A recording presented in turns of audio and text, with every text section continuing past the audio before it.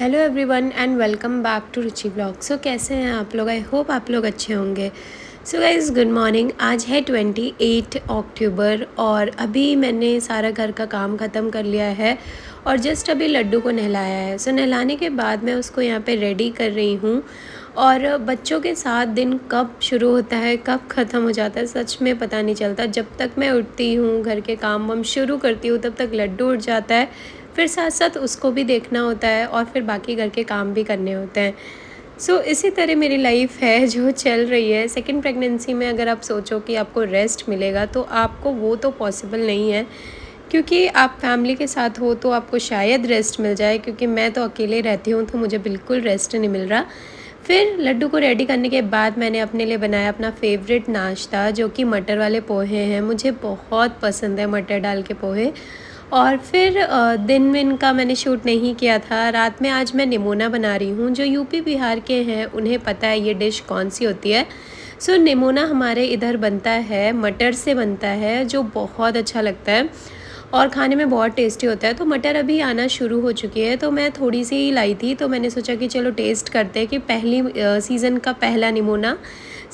मुझे निमोना बहुत अच्छा लगता है, इस वजह से मैं अक्सर बनाती रहती हूँ जब मटर अच्छे से आने लगती है। फ़िलहाल अभी मटर इतनी अच्छी नहीं आ रही है और यहाँ पे किचन में लड्डू ना आए, मम्मा खाना बना रही हो और लड्डू ना आए, ऐसा हो ही नहीं सकता। वो बीच बीच में आता रहता है मुझे एंटरटेन करने के लिए। आज है धनतेरस। सबसे पहले तो आप सभी को धनतेरस की हार्दिक शुभकामनाएं। माता रानी करें कि आपके घर में बहुत सारी लक्ष्मी आए इस साल। गाइज़ यहाँ पे सुबह सुबह रोज़ की तरह उठ के पतिदेव जी के लिए नाश्ता बना रही हूँ और साथ में चाय बना रही हूँ। सुबह का तो मेरा यही रूटीन होता है। सबसे पहला जो होता है कि सुबह 5:30 बजे उठो, 5 बजे उठ जाओ और उनके लिए कुछ नाश्ता बनाओ। तो नाश्ता तो मैं कुछ हल्का सा बनाती हूँ, कभी चिल्ला विल्ला बना देती हूँ। आप व्लॉग्स में देखते भी हो कि पोहे वगैरह बना लिया या सैंडविच ऐसा कुछ, क्योंकि सुबह सुबह वो बहुत हैवी नहीं खा के जाते हैं तो हल्का नाश्ता ही करके जाते हैं। तो मैं इस वजह से कुछ हल्का इजी विजी सा बना देती हूँ। यहाँ पे पोहे बन के रेडी हो चुके हैं और पोहे तो मेरे पतिदेव जी को भी बहुत अच्छे लगते हैं और हेल्दी भी बहुत होते हैं। बस वो नाश्ता करके निकलेंगे ऑफिस के लिए। Guys good morning. अभी बज चुके हैं 8 और पतिदेव जी तो सुबह ही ऑफिस के लिए निकल गए थे। जैसा कि आप लोगों ने देखा, मैंने उनके लिए पोहा बनाया था नाश्ते में और साथ में बनाई थी चाय। और मेरा बेटा भी सो रहा है। अभी मैंने उसका फ़ीवर, मुझे लगा कि मुझसे उसे शायद फ़ीवर हो गया है। मैंने उसका माथा चेक किया तो काफ़ी गर्म है, उसको भी फ़ीवर है। तो अभी मैंने उसको दवाई वगैरह पिलाई है।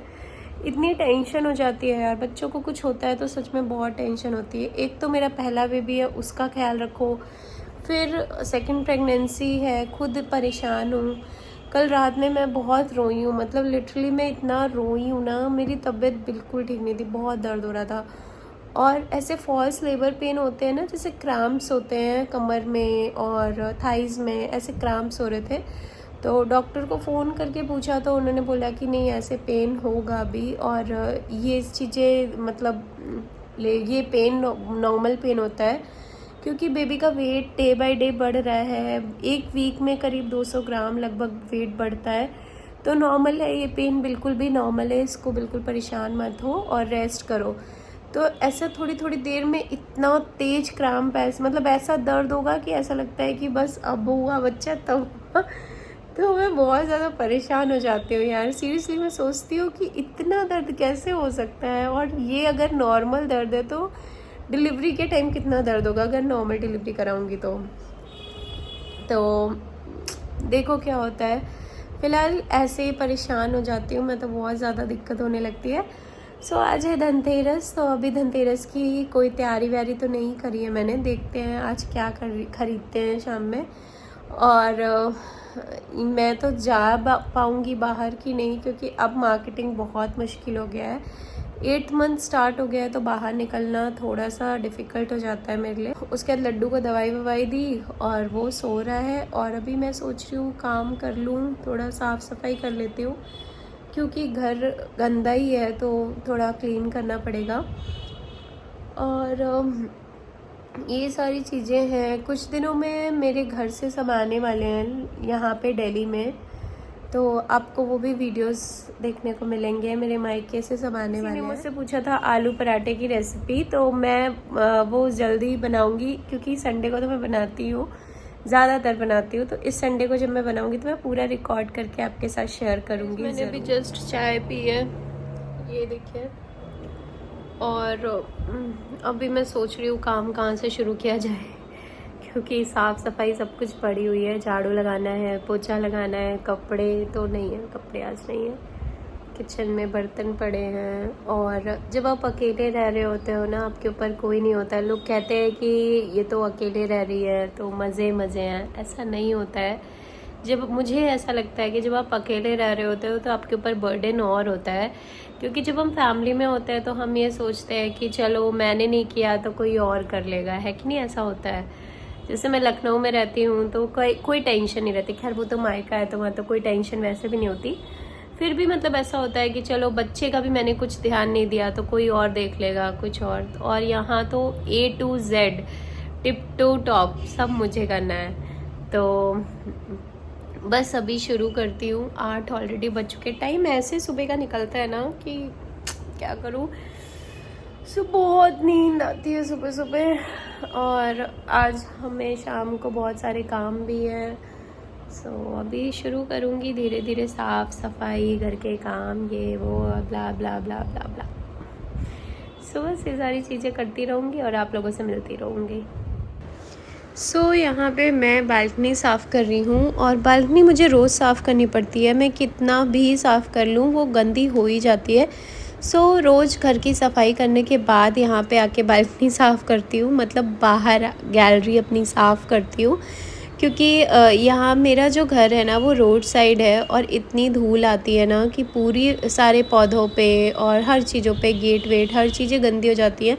ज़्यादा इस वजह से साफ़ करना पड़ता है। और उसके बाद अभी मुझे पूरी तैयारी करनी है। आज धनतेरस भी है, फिर शाम का टाइम था। अभी हम लोग मार्केट से आए थे, सारा काम जो भी मार्केट का आज था वो निपटा के, और यहाँ पे बस दीपक निकाल रही थी। आज से दिवाली के नेक्स्ट डे तक हमारे यहाँ पे दिए जलते हैं, और उसके बाद फिर 5-6 दिन। तो आज यहाँ पे 5 दिए निकालूंगी। पहले दिन 5 दिए निकलते हैं, पहला भगवान के लिए, दूसरा तुलसी माता के लिए, और बाकी हम घर के बाहर भी रखते हैं।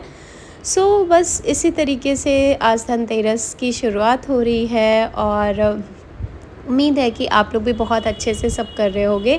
अगर हम अपने घर पे होते तो शायद हम बहुत अच्छे से सब कुछ कर रहे होते, बट यहाँ पे हम लोग टेम्परेरी बेसिस के लिए रेंट पे ही रहते हैं।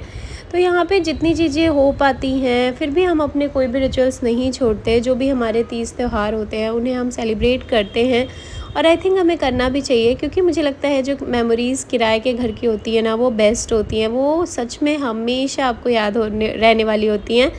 और मुझे यहाँ पे कभी भी ऐसा एहसास नहीं होता है कि नहीं ये मेरा किराए का घर है, क्योंकि मैं इसको अपने घर की तरह ही सजा के रखती हूँ और मुझे बहुत अच्छा लगता है। और बस यहाँ पे हमारे पास उतनी ही चीज़ें हैं जितनी हमें ज़रूरत है। बहुत चीज़ें हम यहाँ पे नहीं लेके आए थे लखनऊ से, क्योंकि यहाँ पे अभी हम लोग 1-2 साल के लिए ही हैं दिल्ली में, और यहाँ हमें हमेशा नहीं रहना है। वैसे जो मेरा मेन ससुराल है वो मुंबई में है, पर मेरा एक घर लखनऊ में भी है।